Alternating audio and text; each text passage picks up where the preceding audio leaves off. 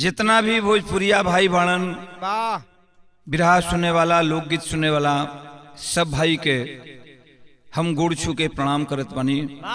हम ओम प्रकाश सिंह यादव, आप लोग बहुत दुलार प्यार देले बानी और बहुत दिन के बाद एगो हास्य रस का बिरहा आप लोगन के बीच में हम भेजत बानी। एकरा पहले तिरिया चरित्र आप लोगन के भेजले रहली जौन की कई मिलियन में गई। इतना आप लोग दुलार प्यार दिहली कि तिरिया चरित्र बिरहा नौवा नौनिया वाला ओ कई मिलियन में गई। हमके आसाना विश्वास बा कि यहू हास्य रस के बिरहा के आप लोग दुलार प्यार देव जैसे तिरिया चरित्र के दिहली। 4 लाइन कवि जी बड़ा अच्छा भाव लिखलन भूमिका में। भूत दूत भरम ई सब जौन बा ई एगो शंका बा। आदमी के अंदर जब तक शंका ना हुई, शंका ना होला ई कभी वो आदमी के पास भूत दूत ना आई। ई देखल जाला ई बहम होला एगो भूत दूत के। ई हमनी के समाज में देखल जात बा भरम का होला। जहां कुछ नहीं खे ओया घर भरम हो गई तो ओजे भूत हो गई। 4 लाइन कवि जी भाव लिखलन है का।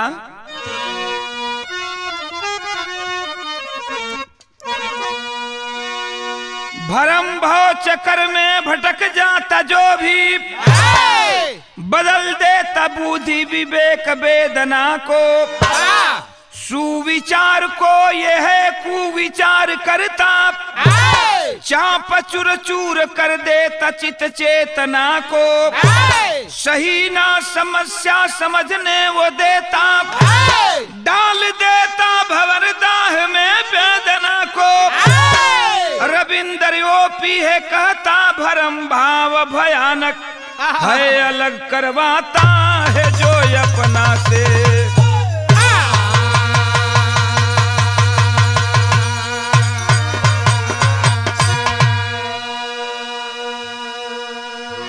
तरज बा मास्टर एक लाइन गजल के का तरज का लाइन बा।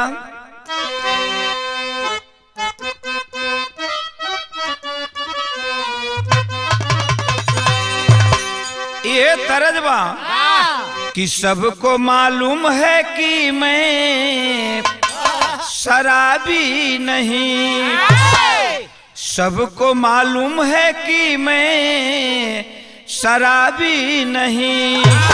फिर भी कोई पिलाए तो मैं क्या करूं।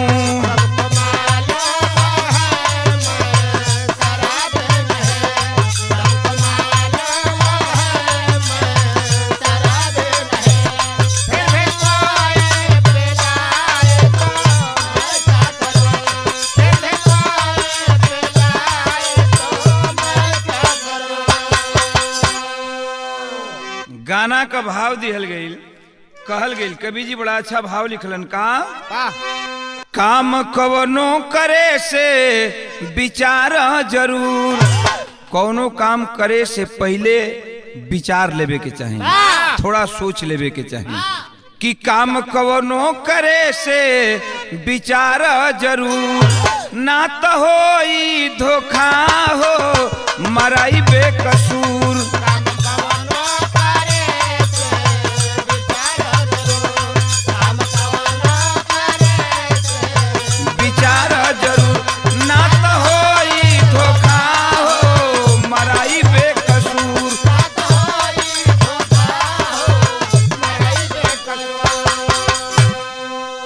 हमें से गाना का शुरुआत हो गई।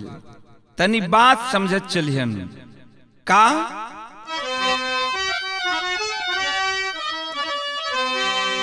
लोला भोला ग्वाले रहते चंपकपुर के आले, करता खेती से अपना जीवन निर्वाह।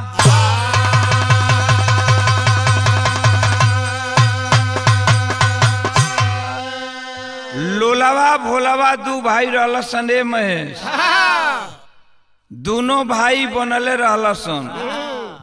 भोलावा जवन बा तनी मतमंद टाइप के रहे, अमन बढ़ू रहे। दोनों भाई खेती गृहस्थी कई के जीवन के निर्वाह करत रहलन सन। खेती में होनी के मेन चीज रहे हिगुआना, खरबूजा, ककरी, एकर बहुत ज्यादा खेती रहे। भोलवा के जिम्मे रहे अपन नहाई खाई के घर ले जाए, दिन रात वही खेत पर मड़ई डलले रहे, वही मड़ई में बैठ के अगोरे। एक दिन एगो ओकरा साथे घटना घटल बा। का घटल भैया? तरज बा। का तरज के लाइन बा?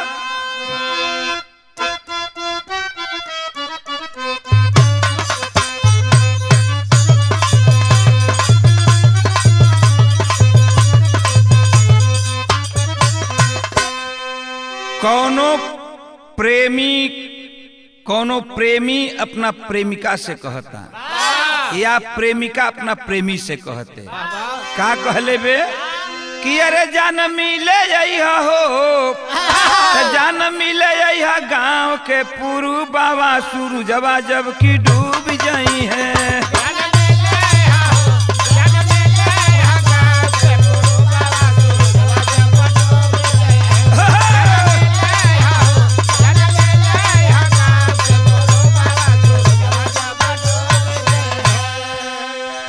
भोलवा जौन बा मड़ई में बैठल बा खेत पर, आ ओ दिन ओकरा गांव में नाच होखे वाली बे।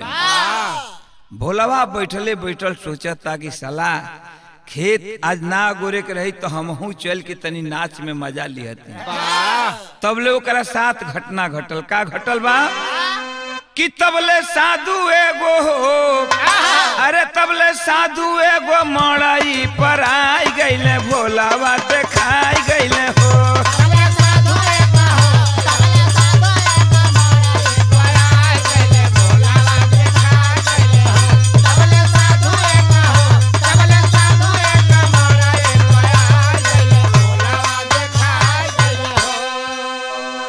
साधु एगो देखाइल बनन, धीरे धीरे मड़ई की ओर आवत बनन। मड़ई पे आके कहलन कि बच्चा बहुत जोर के भूख लागल बा। भोलावा दौड़ के जाके एक खांची हिगुआना, खरबूजा, ककरी, खीरा ले आके तूर के रख दियलस। कहलस लिया के गांच देहलस हो। कहलस कि बाबा ल जितना मन करे उतना खा, लेकिन एगो बात बा। भोलवा का कहले बा? आधी रात आ जइबे बोली के बचानावा,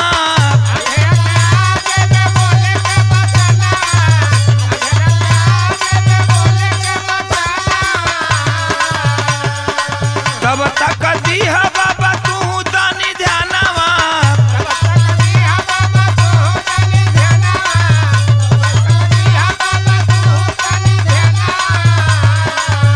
बतिया साधु जी से सारा समझाई गईले, भोलावा देखाई गईले हो।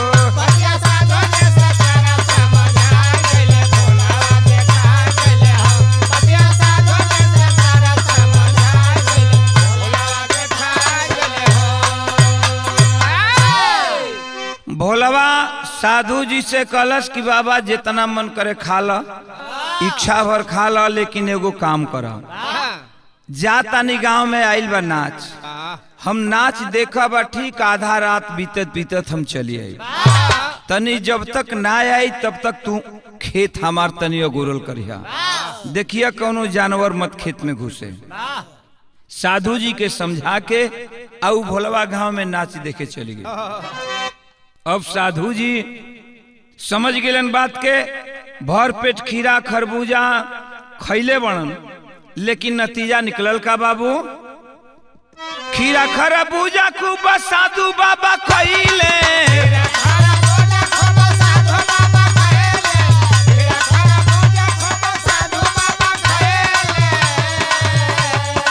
क्षुधा पीड़ित खा के जियारा जुड़ैले।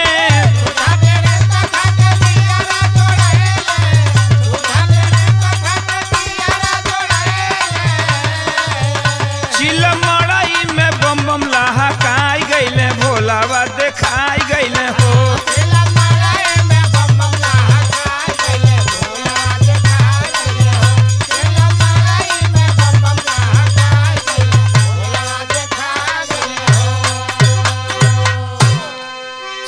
साधु बाबा के जब पेट भर गई, भोलवा हइये नहीं खे, मड़ई में अकेले बाणन, सोचा तना कि चला चेला ऐसन मिलल कि भर पेट खियात दिहलस। अब तनी मस्ती लिहल जाए, अपन प्रेम से गांजा बनौलन, आ गांजा गुल बना के अपन पूरा विधिवत अपन काट ओट के गांजा रगड़ के अपन चिलम पर चढ़ौलन, गुल ओकरा पर धैलन, गुल जरा के आ गुल जरा के जब धैले बड़ा मरले बड़ा साधु बाबा एक टन चिलम लहक गइल बे। आ जब चिलम लहक गइल तो उ लहक मड़ई में चल गइल, आ उ मड़ई धर लिहलस। जेठ बैसाख के दिने भैया खर पात के मड़ई लहके लागल। साधु बाबा सोचलन कि भागी एकरा में ले, भाग के निकल जाई मड़ई में ले। ज्यों भागे के कैले बड़ा तले उनकर धोती फंस गइल बे, गिर गइल बड़न वही मड़ई में, आग लागल बा मड़ई में। अब साधु बाबा चिल्लातन, लेकिन का कला ओइजा दूसर के हुबाना के साधु बाबा के बचावे। नतीजा ये निकले ले भैया, सिवान में मड़ई ह जरतिया, आ साधु बाबा वही में जरतन। नतीजा का निकलल? तरज बा, का तर्ज का लाइन बा मास्टर?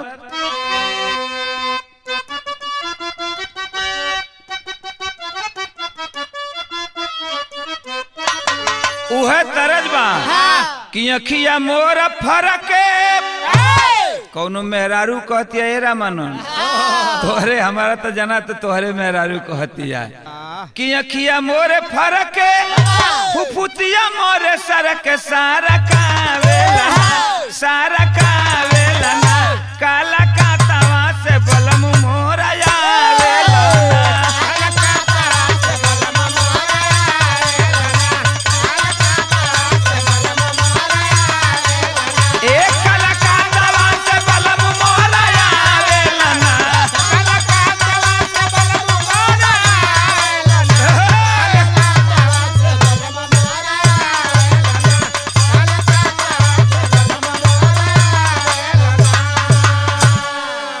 हई देखा।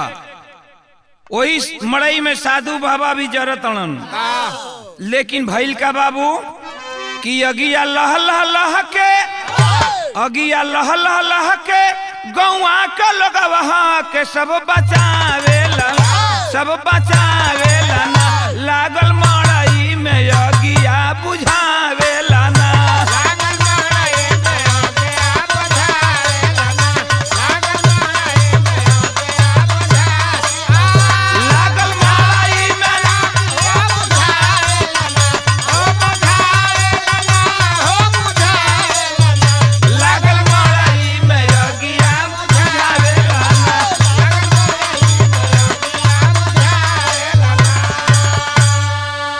केहू टीना बंटी केहू लेके दौड़ल केनिया,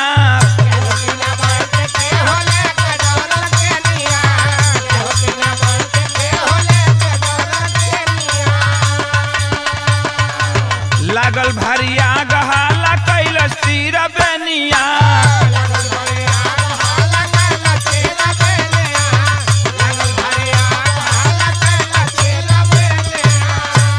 केहू फेंकी पानी केहू खींची के पलानी, ठिठिरावेला ना, ठिठिरावेला ना, केहू लाठी लाठी पीटी के गिरावेला ना, केहू लाठी लाठी पीटी के गिरावेला ना, केहू लाठी लाठी पीटी के गिरावेला ना, हो गिरावेला ना, हो गिरावेला ना, हो गिरावेला ना, अरे केहू लाठी लाठी पीटी के गिरावेला ना, केहू लाठी लाठी पीटी के गिरावेला ना। त्रिवेणी नाम के लइका, त्रिवेणिया नाम के लइका गांव में देखले बा, गांव में जाके हला कैले बा। अब भोला के मड़ई जर गइल, भोला के मड़ई जर गइल। गांव के लोग लाठी डंडा अपन बल्टी कटोरा गमला लेके दौड़ल लोग की चल के बुझावल जाओ। आके पानी डाल के लोग बुझावत तण, केहू लाठी से पीटता कि मड़ई गिर जाओ, केहू नइखे जानत के एकरा में भोलवो बा, काहे कि केहू बोलत त बा ना। साधु जी तो पहले से वही में जरत तड़न, अब उ बेहोश पड़ गए बड़न, केहू मड़ई पीटता, केहू पानी डालता, केहू कुछ करता, अपन आग बूतो कई रही। आग जब बूतल बा ए भैया, लोग पलानी हटौले बड़न, तो पलानी में का देखत तड़न, आकि एगो लाश बा। अब तो सब सोचे लागल कि दूसर के आइए जा, भोलवा रहेला, भोलवा जरी के मरी गई।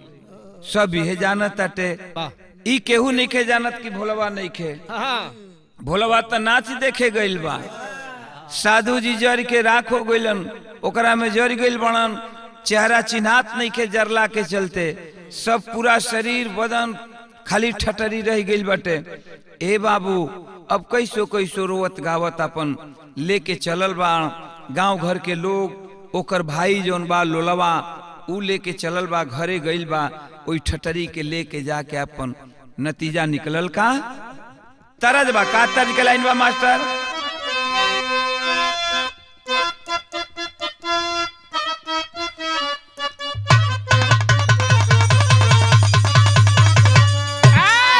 बड़ी पुरान तर्ज लगा दिया मास्टर।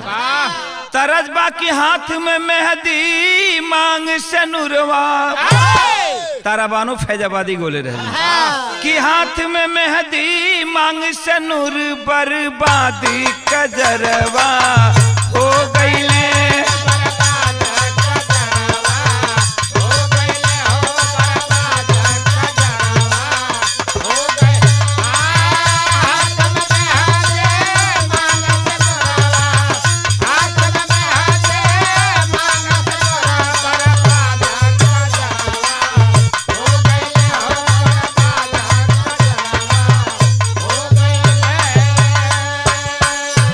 लाइन और गवले रहली, अपना जमाना के बड़ा हिट गाना रहे कि हाथ में मेहंदी मांग से नुरवा, अरे बर्बाद कजरवा हो गईले। बारे बलमु बिना दियो नया वे, बारे बलमु बिना दियो नया वे, करवट मासु बेरवा हो गईले हो, करवट मासु बेरवा।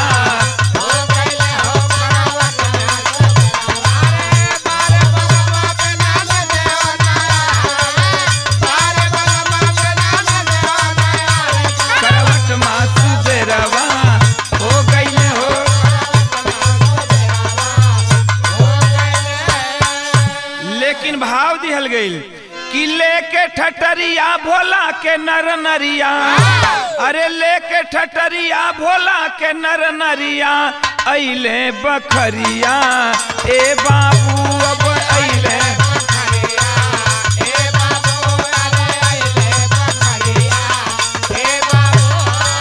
लेके ठटरिया भोला के नर नरिया, लेके ठटरिया भोला के नर नरिया, अइले बखरिया।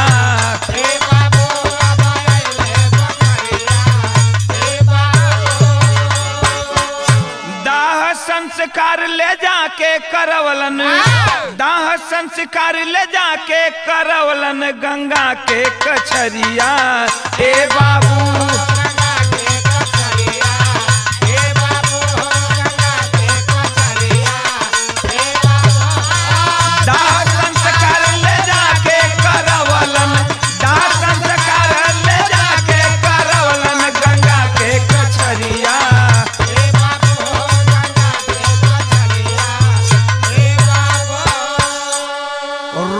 भाई परिवार पड़ोसी बरिसे लाया सुनजरिया हो, मुहे आग दियाइल भोला के, मुहे आग दियाइल भोला के, बना के पुतरिया ए बाबू।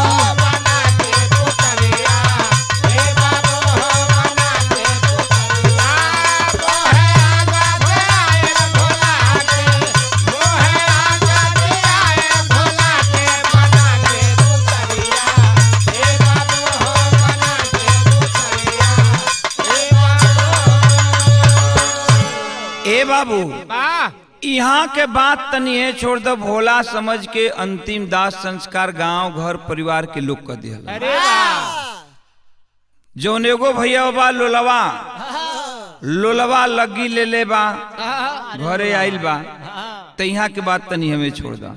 ओहर रात के जब नाच उच देख के भोलवा मड़ई पर पहुंचल बा, देखलस कि मड़ई में आग लग के मड़ई जर गिल बे।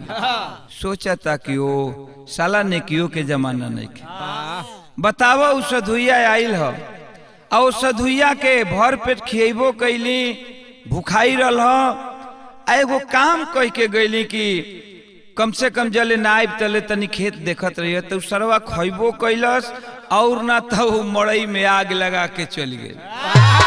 मड़इयो में फूक दे। अब तो चला जवन होखल तवन भइल, जवन होखे के तवन हो गई। भोलवा रात भर के जागल अपन हुई खेत पर सुत गई। आ खेत पर सुतल बा त अब दिन के 12 बज गई बा। नाच देखले बा रात भर के जागल बा। अब सोचता कि चल घरे खाना उना खा के फिर तब आई। घरे गइल बाटे, नतीजा निकलल का 12 बजे जब गइल बा घरे, सुना आगे के जिकरिया हो, बनी के भूत भारी दादा ई आइल, बनी के भूत भारी दादा आ गइले दिने दोपहरिया। ए बाबू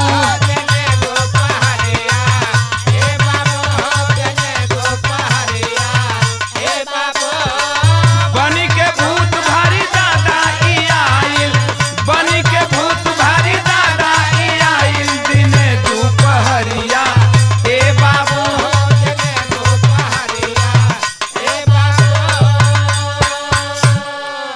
अब गांव में हेलल बा, जे गांव के लोग देखत ताटे भागत ताटे।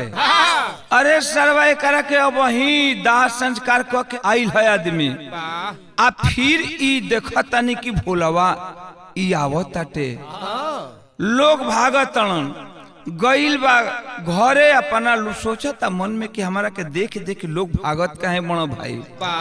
घरवा गइल बा अपना भैया एकर देखले बड़ो कलम करे, अब वही एक दाह संस्कार के आवल गई। ऐसरवा भूत बन के आ गई, लौर लेके गांव घर पूरा लखे दले बा। भोलवा अब न कुछ कहता, अब कहे के ओके लोग टाइमे नहीं खे देत। अब उ चलल बा भाग मार के डर से, अपन कुछ दूर ले जाके सिवान में लोग छोड़ ले बा। भोलवा रहर में घुस गइल बा, गांव के लोग लवट के आ गइलन। भोलवा सोचता कि का बात बा भाई, सब हमारा के मारे दौड़त आटे सोचता, लेकिन यह सोचता कि आखिर करी तो का करी। तरज बा का तर्ज के लाइन बा मास्टर,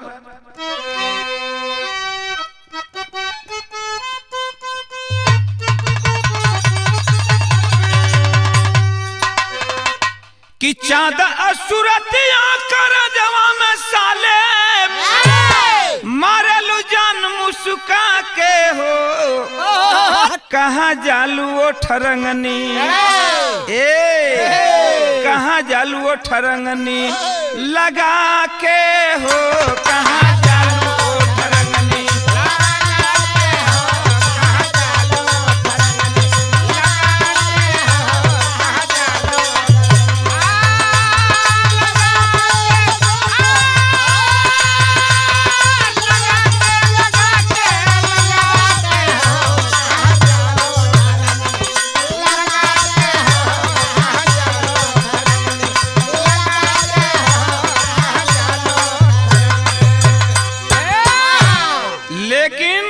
भोलवा सोचता कि कवन करनवा मारे लोग जनवा, भैया से भेदवा बताई दी, चली के सगरी कहनिया, चली के सगरी कहनिया जनाई दी, चली के सगरी कहनिया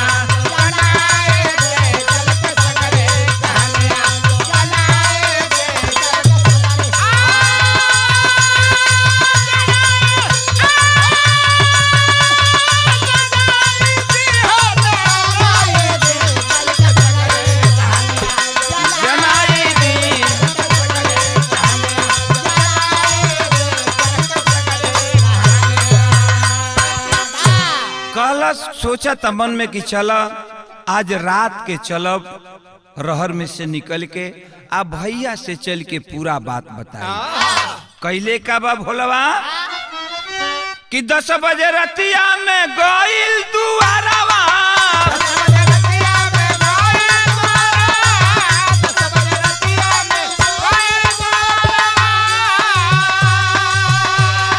खिंची के जगवले बजा के चदरवा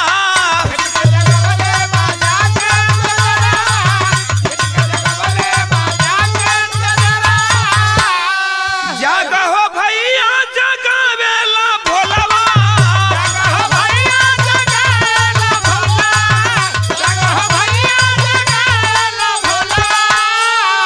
जागहो भैया जगावेला भोलवा दहिया से बड़ा ना हटाई दी चली के सगरो कहानियां बताई दी चली के सगरो कहानियां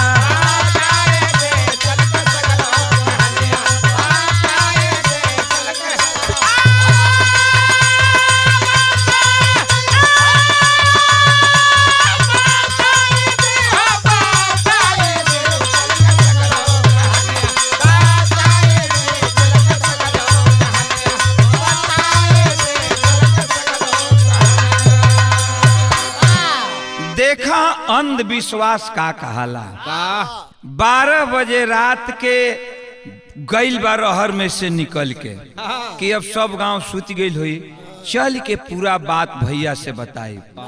आइल बा घरे भैया एकर लगी लेके लोलवा सुतल बा आ जाके चादर खींच के जगौले बाई आ चादर जब खींच के जगौले बा कहता उठा भैया सुनो है बात सुनो।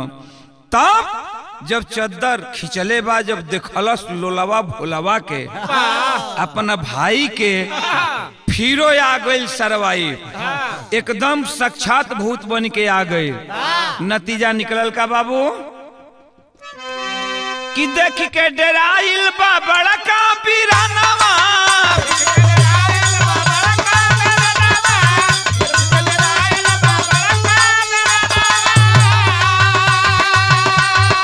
लिहला से दादाई हमरो परानवा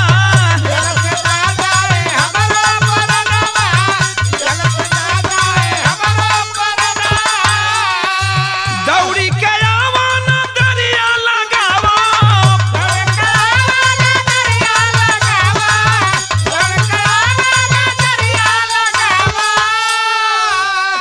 दौड़ी के आवन दरिया लगावा क्षण भर में दाबी के मुआई दी चली के सगरी कहानियां बताई दी चली के सगरी कहानियां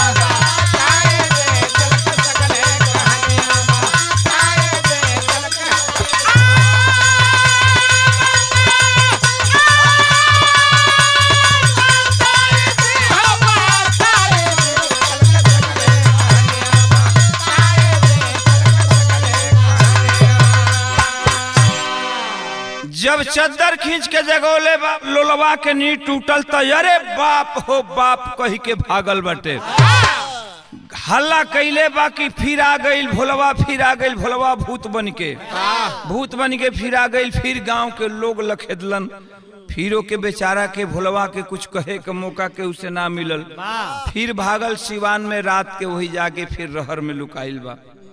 खैर गांव के लोग लौट के अलन लेकिन आगे नतीजा का निकलल बाबू आगे कहानी कहां से कहां तक मोड़ लेत बे तरज बा का तरज के लाइन बा